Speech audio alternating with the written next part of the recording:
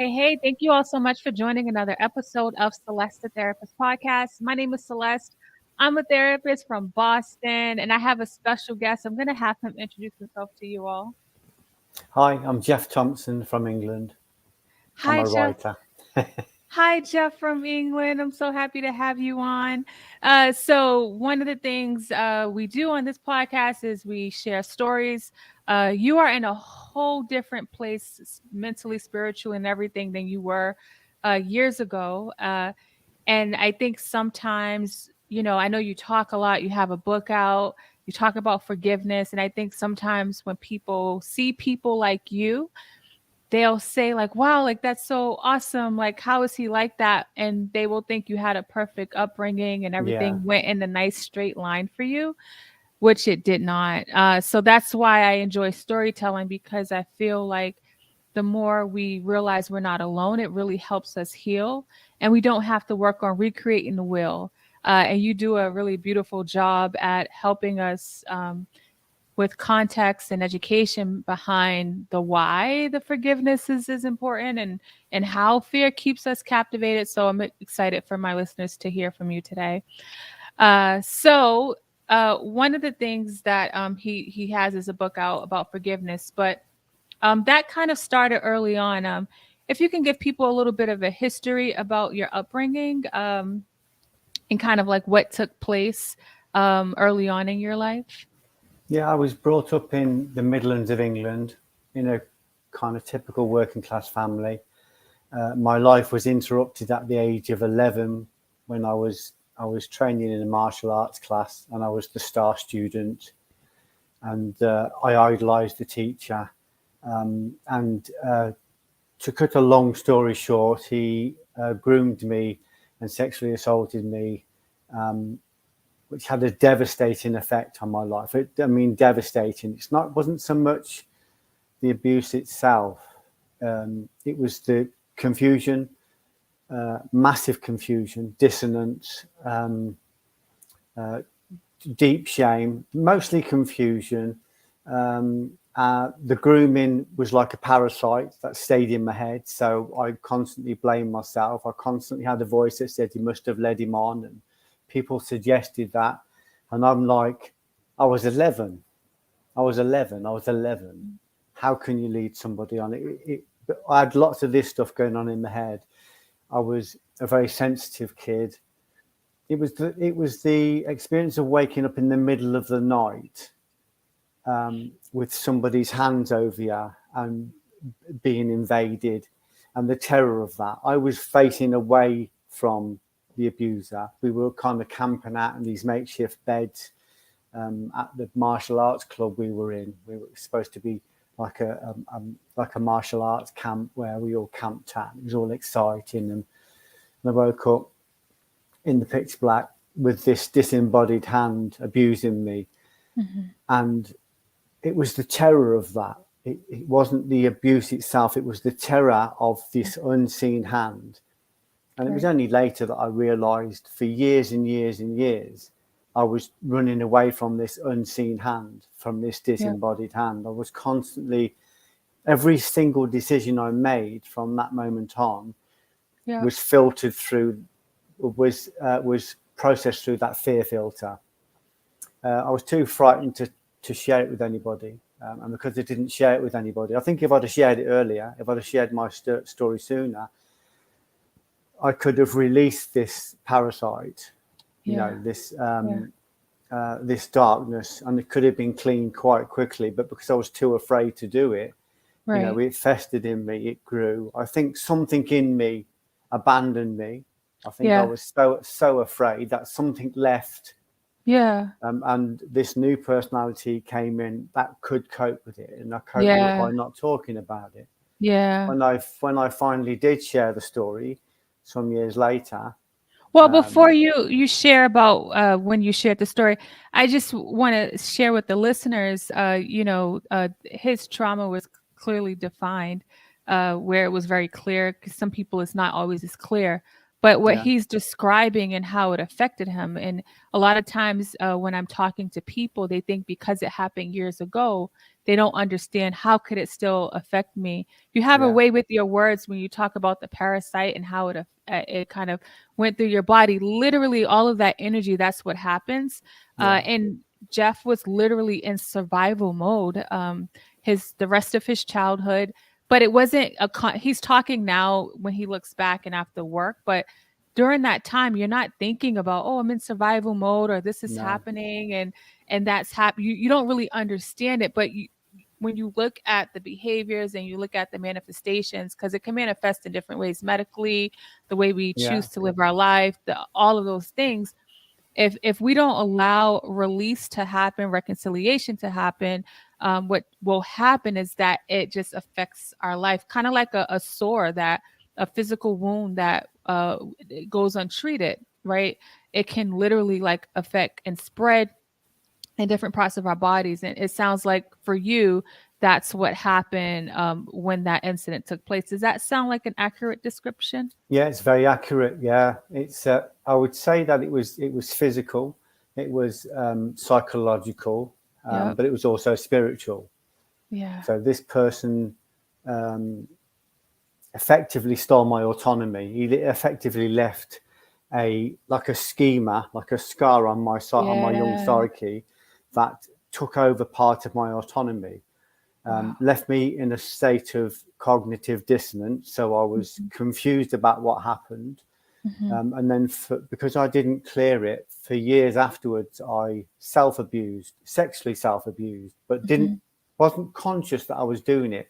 I Right. only knew that I couldn't trust my own hands. It was only Right. after much self-work that I realized that this guy had left a parasite, like a semi-autonomous thought form or belief or pain body, as Eckhart Tolle would call it, on my Yeah. psyche, and that acted as me, and it acted through me. So when it rose up, I thought it was me, and this Wow. entity that rose up in me thought it was me as well. So it acted Wow. through me. When it acted through me in like unhealthy ways, shall we Yeah. say, Yeah. that left me feeling deeply ashamed and deeply Yeah. confused again. So even over the space of years, even Yeah. though we were disparate, Yep. even though we weren't, I didn't see him for 30 years. Even after he died, he was still abusing me because his parasite was still in me. So Wow.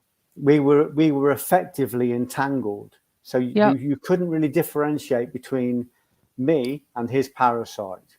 Damn. So the reason I talk about forgiveness is not to pardon somebody. I haven't got the power to do that. Forgiveness means to recognize there is a parasite and remove it. When you Yeah. remove it, then you can start to heal and you can become free. And then it leaves that person to have to, at some point, if they find their way to do it, atone for what they did. So Yeah. for me, it was learning to recognize that this affected me. It put me out by about that much when I was 11, but by the time I was 40, I was out by a country mile. I was psychotically jealous.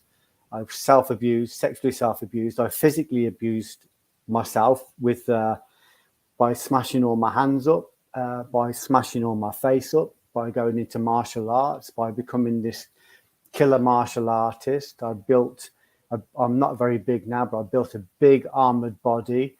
I did everything to take away my prettiness. I covered myself in war paint. All my body's covered in war paint. My back is massive. So I was attacked from the back. So I built all this armor unconsciously to protect myself from future Wow. predators. But of That's course, deep. that led me to, because this person had taken over my autonomy to that extent, and it was unconscious, and I didn't know about it, I started to he started to work through me as a causative force in the world, and I had to pick up the karma. So when I was a bouncer, I became a bouncer to try and overcome this fear. I created lots of violence in my life. This parasite worked through my energy was working through this parasitical filter, and I saw everybody as a threat. I saw the world as a threat. My perception was that the world was a threat. So I became a bouncer to try and combat that threat. But because I was very violent as a bouncer and this terrible displacement, it created lots more karma for me. So I was loading up the karma in my own life. So I was like the respectable Dr. Jekyll, always picking up the bill for the disrespectful Mr. Hyde, but not knowing I was doing it. I was unconscious of it. It was only later when I started to, I'm an autodidact, so I started to study because I wanted to understand why I was 16 stone. I was a world-class martial artist. I was a seasoned bouncer, and I was still afraid. I was afraid all the time that somebody would expose me, and they would see how afraid I was, how frightened I was. And the more violent I became, the more I acted in violence, the more afraid I became. Hey, I want to pause there for a second. Unfortunately, abuse happens all the time with young people. I think particularly when boys are abused, the way it kind of shows its face looks a little different, and the shame and the guilt behind it, and the story you've told yourself over the years about it, allowed this anger to just sit inside of you. And as you can see, listening to Geoff's story, he tried to cover it with, you think about how a martial artist, a bouncer, like just how jacked and big somebody is, you would never think what the turmoil that he was going on inside. And he didn't even understand it either. And he thought, well, if I make myself bigger, if I do this, if I do that. I think you said you were in one of the toughest clubs. You bounced in one of the, so you still tried to put yourself in this position, probably to make up for what happened at 11. And so, I want people to be mindful that even though the incident has passed, you do such a beautiful job, even in the email that, the write-up in the book, you do a really beautiful job at explaining and giving us visual as to what happens to us when we allow the perpetrator who has harmed us to continue have dominion in our life, right? Because I feel like forgiveness is such a hard topic for people. Because there's so much misconceptions about what it means, especially for people that may have grown up in church like me. I think that I had the thought process all wrong, and it literally held me back in very emotional ways. And I think about how the anger that you were able to display, because you're a guy, so it's easier to display that. For me, I allowed it to sit in my system. Right. And so I did for years as well. For years I did as well. I suffered with depression. It was only in my mid-20s that I finally found a voice, but displaced it in the wrong way. But you're right as well. Forgiveness needs a fresh denotation. It needs to be, it needs a fresh, because people always, even in the very good books you read about forgiveness, even in the considered books, they only talk about whether it's right to forgive somebody. They don't talk about the fact that we haven't got the power to forgive somebody. Unless somebody is contritely remorse, they can't be forgiven. We don't have the power to pardon them either, unless they're contrite remorse, and that won't be removed. What we do have the power to do is give it over to a force that levels the hills and fills the valleys. There is a greater force. You could call it God, or you could call it reciprocity or causation, and it always meets its bills. It always balances the books, and it always pays back every debt. So what I learned to do was recognize that I can't forgive him. I can't pardon, even though I did tell him I forgave him when I finally met him. I recognized that I couldn't forgive him, but I could give him over to a force so that he would have to pay. What I did have the power to do was to atone my own mistakes, because I'd got to become so blinded by what this person had done to me. I stopped looking at the fact that I've been an unkind person myself. I'd been violent. I'd done all sorts of things. If I'd have been around at the time of Moses, there probably would have been a 13th commandment with my name on it. So I did a lot of things wrong.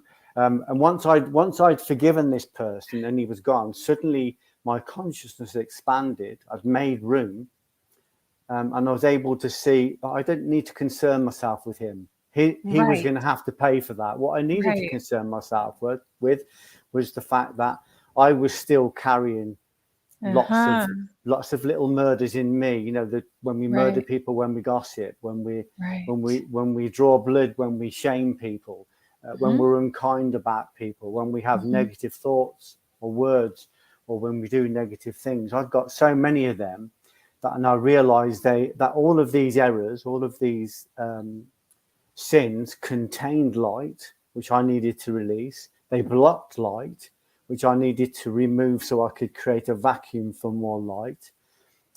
They also acted as a filter. If I've got a negativity in me, if it's a resentment or a need for revenge or anger, light is filtered through that into the world. So I'm filtering pure light through a negative filter. So when I remove that, I can start filtering, instead of bringing in beautiful light and filtering it through, a dark lens. I start to filter it through kindness, through love, through altruism, through creativity. That's the whole reason for my book, 99 Reasons to Forgive. It's saying to people, not only is there life after abuse, there can be a prolific life. The abuse that I had led me on to deep learning, mostly about myself, mostly about the laws of this world we live in, and mostly about my ability to stand in a room and create joy just by my presence, if I can remove all of the negativities.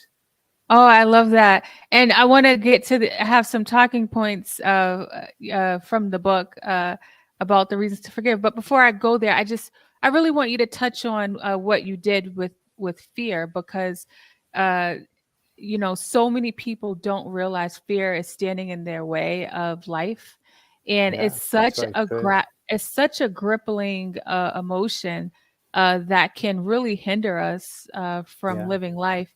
And when you started to actually face it, it became smaller. When we don't face our fears, it gets bigger and bigger, and our mind believes what we tell it, and that thought starts to look for evidence of the thoughts of that thing that we're not addressing. So can you just share with people about that kind of awakening that you had? Because I thought that was really powerful. Yeah, I can tell you, I'll start at the end and work back.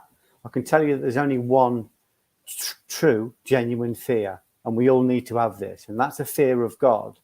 And the fear of, when I say the fear of God, I don't mean that there's a deity in the sky shaking his fist. I mean that we have a source, and when we break away from that source, we feel fear, like we've lost, we've parted from a parent. So the true fear, in Judaism and Christianity, they say that the fear of God is the beginning of wisdom. It basically means when we recognize that if we fall into vice, if we fall into unkindness, we automatically, whether it's a venial sin or whether it's a mortal sin, we automatically start to break away from our source.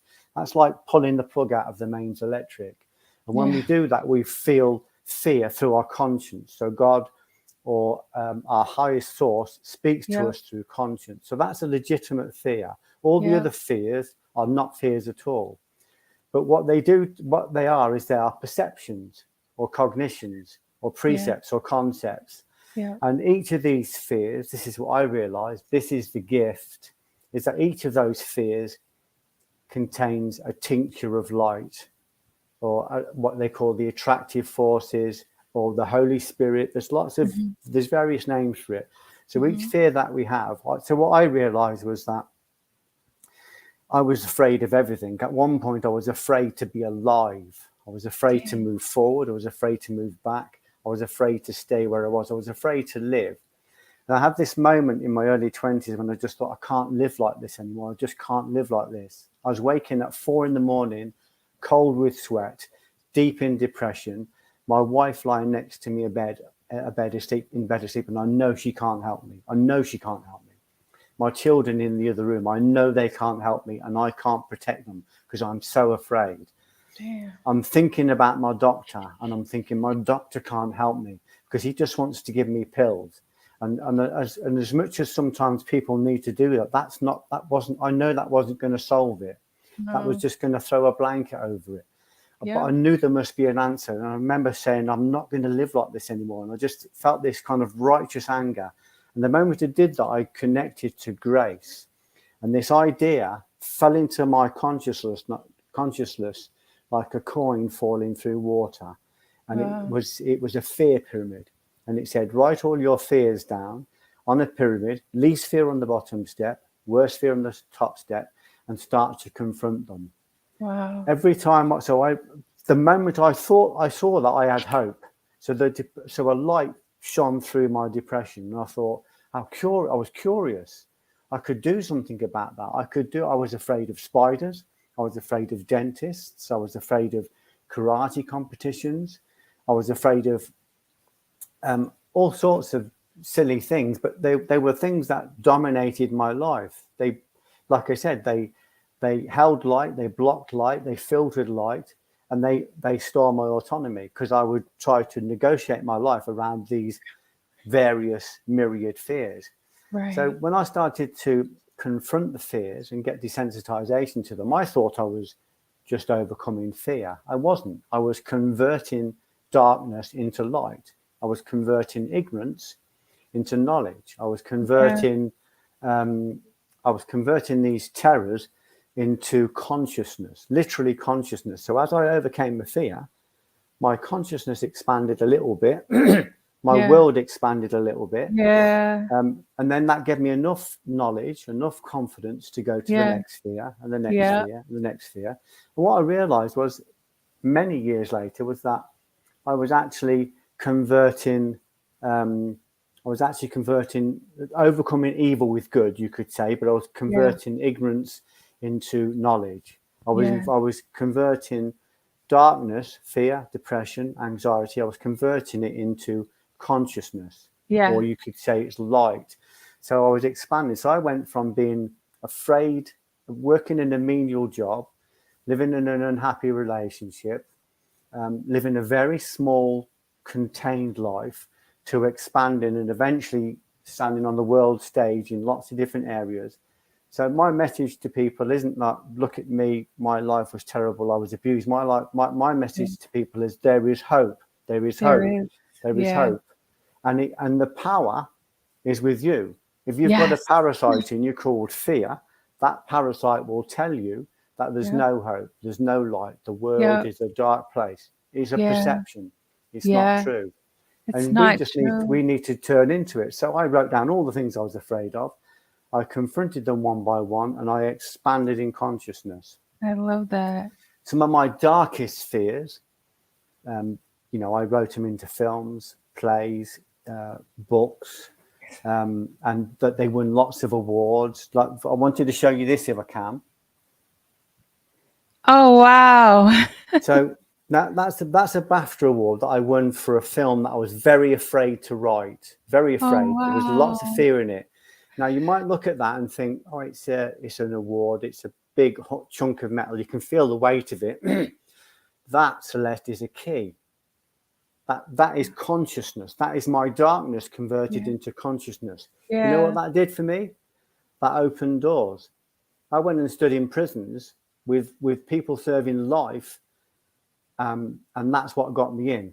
The prison wardens were saying Geoff Thompson's going to come and talk to the prisoners. Who's Geoff Thompson? He's a BAFTA winner. Oh, bring him in. And I went to one prison. They said this is the most. This is the one of the toughest prisons in Britain. It's an ACAT prison, and you can't get in and you can't get out. It's impossible to get in. It's impossible to get out. This took me through every door. Every door opened magically for me. I spoke to the prisoners. They felt my proof, and then it let me back out again. So that became a key. So when I wrote this stuff down and consciousness expanded, there was a responsibility for me to to take my awards, to take my books, the books Yep. we're talking about, and use them as keys to open doors, not just Dang, in that's a good. prison, but in the consciousness of prison. So Yeah. I'm talking to one kid in a prison who's in prison for life. He's a rapper, and he killed somebody because this person was disrespectful to his brother in a rap. Hmm. That is a power of perception. And I said to him, you're in prison, you're in this prison and you can't get out because of perception. But perception, if you change perception, perception can get you back out again. And Yeah. he understood it. Every prisoner in that room, and when I said you are here because of your perceptions, you've been told a story and you've believed that story and you've acted on that story, and that Hmm. story has left you in this prison. You can change your story. Yeah. There's a lot of work, but you can change it. And these were kids that were so desperate to hear it that they fully understood it, even though Yeah. it's a difficult concept to get your head around. So I wasn't over. I wasn't, I wasn't like a muscle man overcoming my fears. I was an intellectual metaphysician converting fear into consciousness. Fear has Hmm. no existence. The only legitimate fear is the fear of separation from our source. When Yeah. we fall into vice, when we sit outside the coffee shop and destroy our friend's character with gossip, we slowly start to disconnect ourselves from our source. When we realize that, that is conscience talking to us, and it's a legitimate fear. I am Hmm. terrified of being separated from God. I Hmm. wake up in the morning and I go to bed at night, and I spend my whole day talking to my source and saying to him, where would you like me? How can I serve you? So we're not overcoming fear, we're converting fear. So if you've got a life that's full of fear, although it's, I don't want to sound patronizing, but it's such a gift. My life is prolific. My life is beautiful because I had lots of fears. I was disproportionately afraid. Like I said, I was afraid to live. And I just looked at that and saw it as a treasure that just needed to be converted, and that's what I did. So we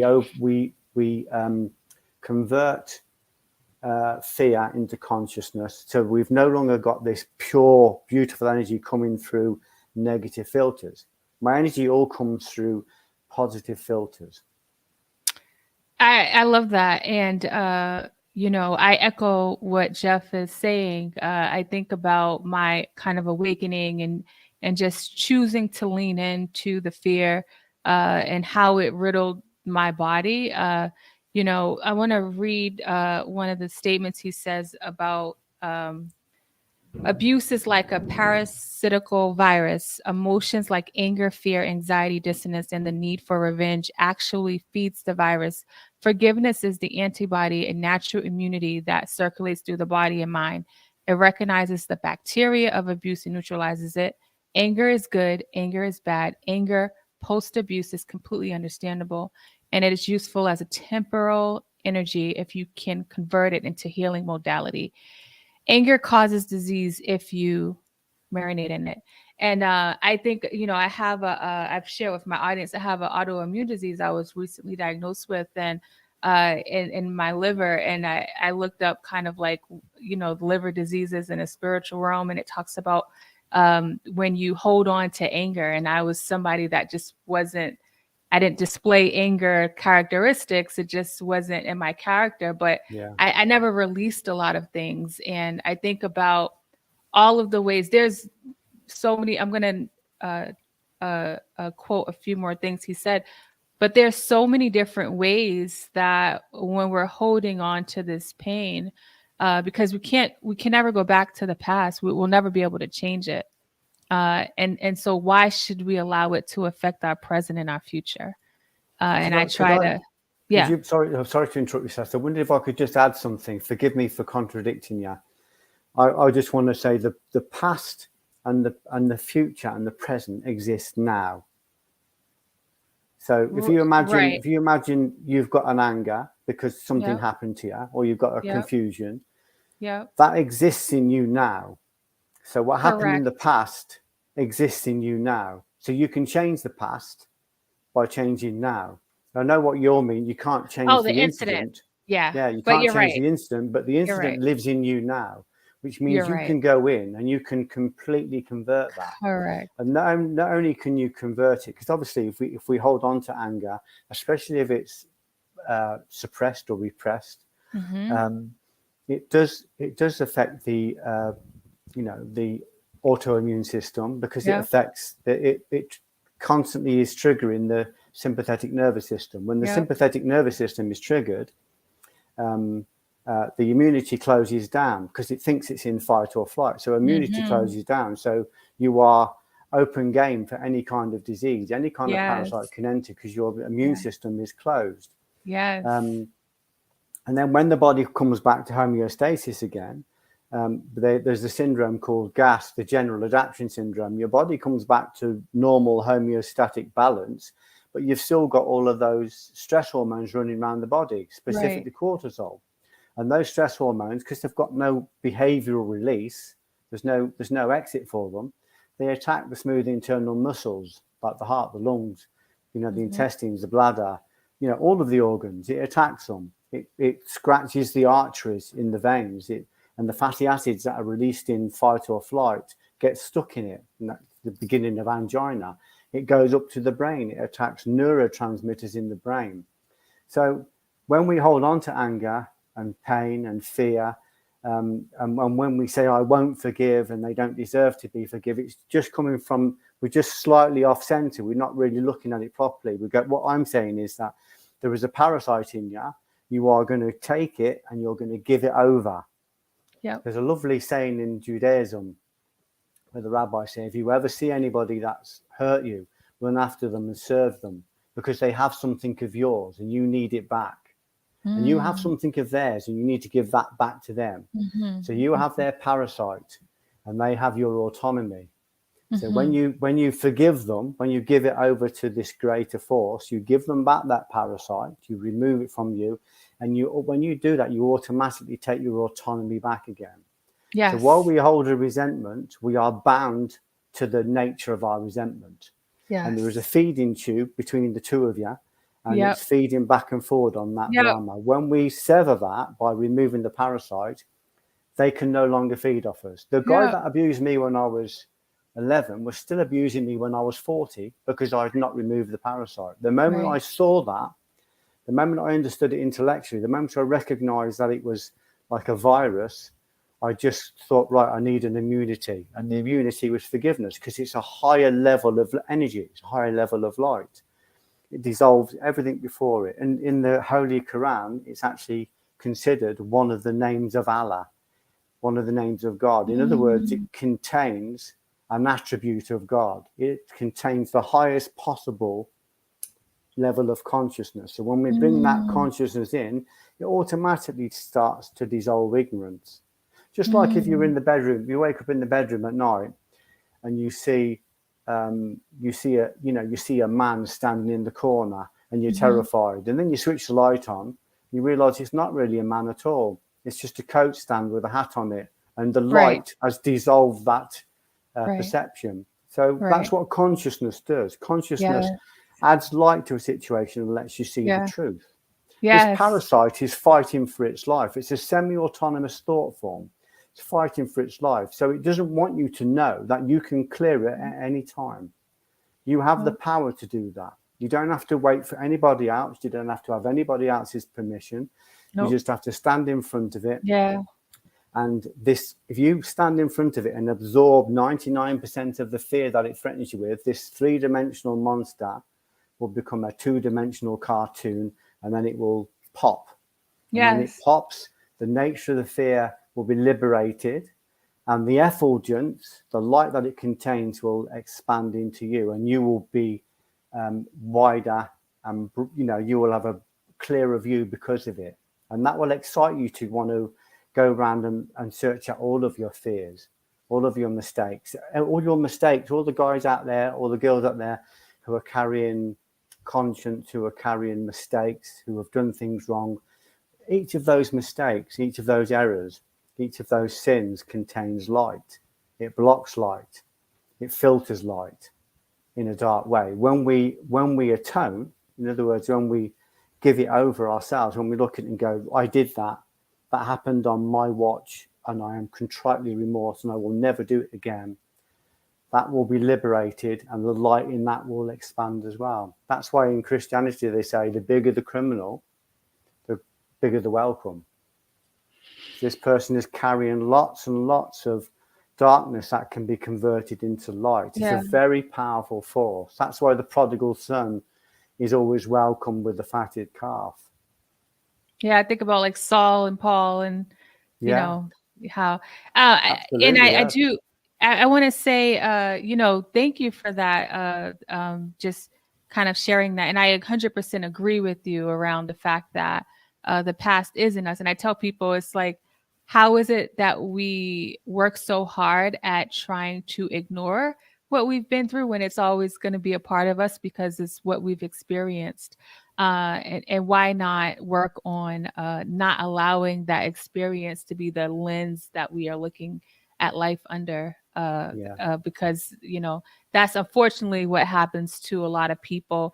And I know the way you walk people through this timeline visually, it does something to people's mindset to help them really conceptualize it, because we're dealing with things we can't see.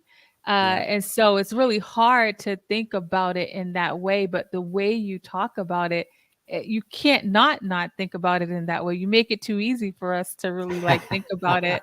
I want people to be excited about the fact that that the depression that they're currently feeling, the fear they're currently feeling, the anxiety they're currently feeling contains light. It contains consciousness. Yes. It's become pestilent because it hasn't moved. So when we start to go into it and confront it, even if we just confront the little things, I confronted a fear of spiders, my consciousness expanded. I've confronted a fear of dentists, it expanded. I confronted a fear of karate competitions, it expanded. Suddenly I was leaving my dead-end job. I became a skilled bricklayer. And then later I gave that up and I haven't been to work since I was 32 years of age. I became a professional martial arts teacher and writer because I knew it's possible, because my consciousness expanded and showed me it's possible. Yeah. I love that.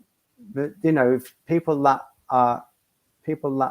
people out there who feel the worst are the people that have the most potential, because all of that fear is readily available to be converted, and it wants to be converted. Everything is looking for the light.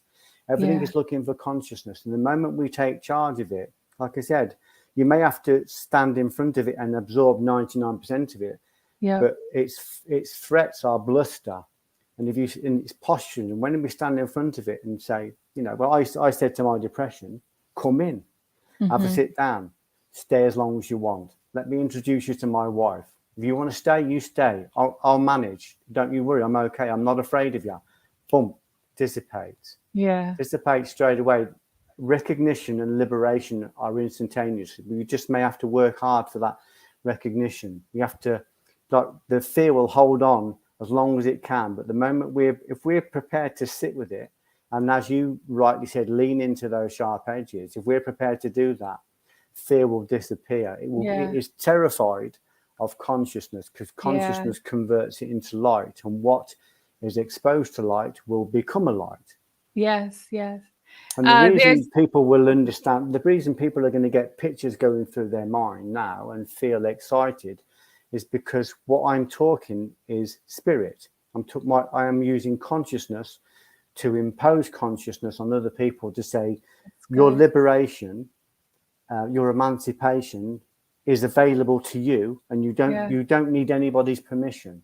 You don't. A doctor may say you can never be healed, but everything in your body can be healed and wants to be healed. And the healing panacea is love or consciousness or light. And we have access to that. Yeah, I love that. There's this book I love by Thich Nhat Hanh called Healing the Inner Child. And he talks about how because you talk about the way the parasite, when you start bringing conscious to it, how you expand your consciousness. And I say, we have to we have to be more in tune with our thoughts, because if we're not, feel like we're dying inside, right? We're not Yeah. really living life. We're just surviving life. Yeah. The same way, if our blood's not moving, we can die. And I think about our consciousness and how we're not really tapped in the way we should be because of fear, right? Like, it's like facing Needs it. to keep going. Yeah. Yeah, it feels hard. I wanted to share two more quotes. The second one, because just for people, because I know sometimes when people like you and I talk about things, uh, sometimes the idea seems like, oh, okay, I need to do this, but the act of it feels hard. One of the things he says is forgiveness is a process. It may be found in an instant, in a moment of clarity, but more often than not, it takes time, patience, and work. You may need several courses of forgiveness medicine before the healing is complete. Because I wanted to share that because it's so important for people to know it's a journey. I look at it like a gardening process of giving it sun, light, like different things. This podcast may be the first time you're hearing it for some people. It may be the thing that creates blossoming, but don't stop the process because it is a process. What are your thoughts about that? Yeah, it's absolutely true. The garden simile is really lovely. I've had moments of clarity where I've expanded exponentially, and other times it's just been, Yeah. like one little bit at a time. But as long as we're moving forward, if we can be Yes. better today than yesterday, better Yes. tomorrow than today, then that's a Yes. great improvement. Yeah. So, it's for me, it's just about doing the work, and the work is always on me. I recognized Yes. that, when I was very heavy, I was 16 stone. I recognized that my problem wasn't what I was eating, Celeste. My problem was what I was feeding. I was feeding the parasite by overeating, and it was Yep. spoiling all of my gross body, my breath body, my intellect and my mind body became lazy and sluggish. My will force, my causal body or the bliss body, the one that coats the soul, that was lazy because I was just overeating all the time. So the devil was sat in the food. So I thought, well, I can expand consciousness immediately just by getting my food right. If I'm a vessel for this light, I need to be a clean vessel. I need to be an aligned vessel. If I've got something in me that I'm feeding, like I said, it's not what we're eating, it's what we're feeding. If I'm feeding a parasite, of course it's going to get fat. Of course it's going to be dominant. Of course it's going to steal our autonomy. So the first thing we do is we say, well, if this stuff is real, if this magic is real, if these fruits of the spirit are real, then let's prove it on ourselves by converting. Like, I had a lot of body weight. I was very big. So I converted all of that energy. I contracted all that energy and converted it into light. And of course, when I started to eat healthy and my body weight fell into a natural place, my breath body, my ethereal body got broader and stronger. I got more lively. I was excited. My intellect body and my mind body wanted to really work hard, and my will force became very strong. I took myself to the world stage in martial arts because I exercised my will, my causal will. Yeah. And that's like the work. The causal will is the working arm of the soul. So for me, it's saying to people, you can start this immediately by taking sovereignty over your whole body. Yeah. We can work on that immediately. I can get my weight right. I can get my breath right by practicing pranayama. Pranayama, like yoga or qigong, or going for walks. I can get my intellect right and my mind body right by studying, by reading the scriptures. Yeah. I can get my will force right by doing all of those things. Yeah. People say to me, what's the first thing I can do? I say, well, if we want to win this kingdom back, because we've woke up in this kingdom, haven't we? And we realize we're not really sovereign of it. So I want to change the world, but I can't even change my own waistline. Right. I want to change the world, but I can't change my socks once every day. Right. Yeah. So we start to win sovereignty back over our body. It's a bit like Odysseus when he comes back from the Trojan War. It's a parable. He comes back from the Trojan War and realizes his kingdom has been overrun by parasites and vagabonds. He's not even recognizing his own kingdom. He's the king, but he's not recognized. Even his servants don't recognize him. And he has to go through a process of gradually winning his kingdom back. So That's a metaphor for waking up. We wake up and we go, this is Yeah. my body, this is my world, but I haven't got control of it. My Right. doctor's got more control of my kingdom than me. My Right. bank manager's got more control. Twitter's got more control of my of my mind body than me. So I start to gradually win my physical body back. Yeah. I take sovereignty over it. I win my breath body back. And to do all of that and, to study and all the rest of it, of course, it's a tremendous exercise in will. And we have to overcome and convert fears. We need that. We need the energy. And We because do. our energy is spread out across the 10,000 things, our energy is in lots of different places. We waste a lot of energy on social media. We waste a lot of energy on 20 or 30 things that we don't need. Yep. So we call that energy back in again so that we have enough rocket fuel to blast ourselves beyond the fossil perception. We go to the higher perception, and then we go beyond perception. We go to a place beyond perception, beyond cognition. This is the place where we're not working class or middle class. We're not black or white. We're not Asian. We're not a culture. We are a soul. We go beyond all that. And when we get to that place of the soul, we recognize that anything is possible. And that's the place we need to find. And that's the beauty. That is equitably available to everybody and anybody in the world right now, just irrespective of their situation. Yep. I agree. They just don't know it. So They just don't know it. Yeah. And that's why I go so hard when I talk to people, when I talk about mental health, and you can see on the screen, it says shifting the way you think. When people get enlightened and that aha moment happens, I say, you didn't get a new car, new house, you didn't hit the lottery. I said, you're shifting and that's a powerful thing. And it is available to us all. This last quote I want to read, there is life after abuse. Geoff says, people survive abuse and go on to live better, more fulfilling lives, not just despite their trauma, but often because of it. If others can heal and flourish post abuse, you can heal and flourish too. Your creative output can be more prolific than ever, and your life richer than you believed possible. There is much to gain and loss. There is a treasure in ruins. I really love that, because through your content and just everything that I've learned about you, I get this message of hope for people. And despite what's happened, there is life, and you talk about that so well.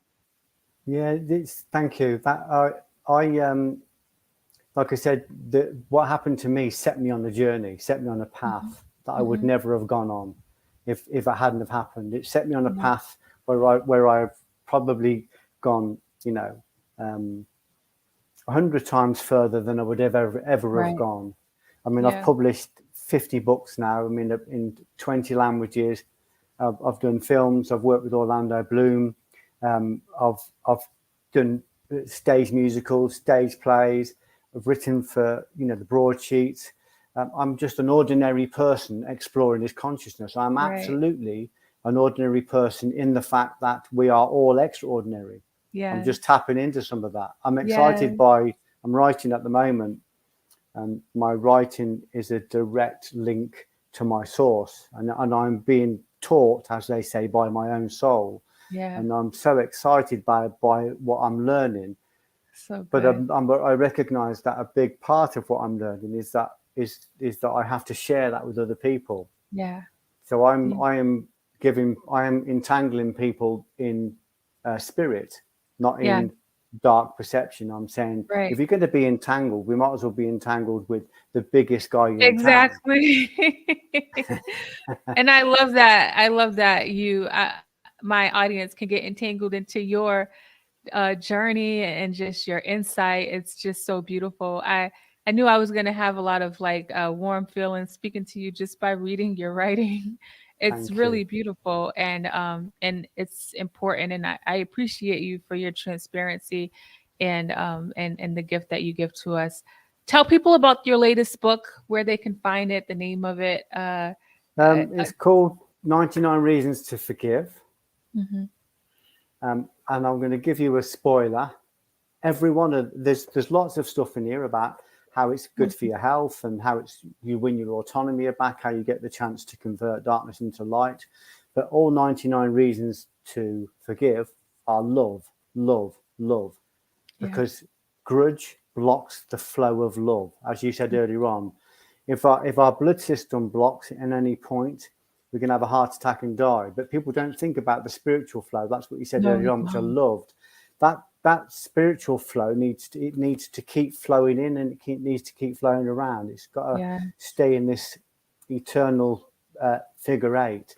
So if we have any kind of, if we allow any kind of grudge, any kind of resentment, any kind of need for witness revenge or fear or confusion, if we allow it to stay in our body, it stops the flow of that love. So this is a way of removing that, giving that over to the big guy, and then allowing love to flow through us. And it will keep expanding, because the love we're looking for is looking for us. I believe we think that. we want to go home, but there's something there that wants us to come home. It's searching for us. And the moment we take one step towards it, if people are brave, the person that's watching this now, if you're brave and just take one step towards it, this force will take 10 steps towards you. I agree. I've witnessed, personally, it's happened for me, but just the amount of people I've worked with and witnessed their journey, it's a beautiful, it's hard, but for me to see the transformation, it has been very much why I continue doing what I do, is because it's available to us all. So Geoff, thank you so much. This was amazing. I really appreciate this conversation. Forgiveness is a hard topic to talk to, but you make it so easy. You make it so easy because of how you describe it. And it's like, well, dang, let me get my life together, because I don't want these parasites in me. Like, if I heard you years ago, I think I would have been on it a long time ago. Just let them go. Just give them over. Just concentrate on your own life, and just be kind to everybody. Be kind. There's a lovely saying in the Old Testament: the moment you think a negative thought, the devil is in your mind. A dark parasite is in your mind. So don't think it, don't say it, don't do it. Either be neutral or be kind. It's much easier to just be kind. It is. In this reciprocal universe, everything we give out is going to keep returning. So it's intelligent to be kind, isn't it? Yeah, it is. Thank you.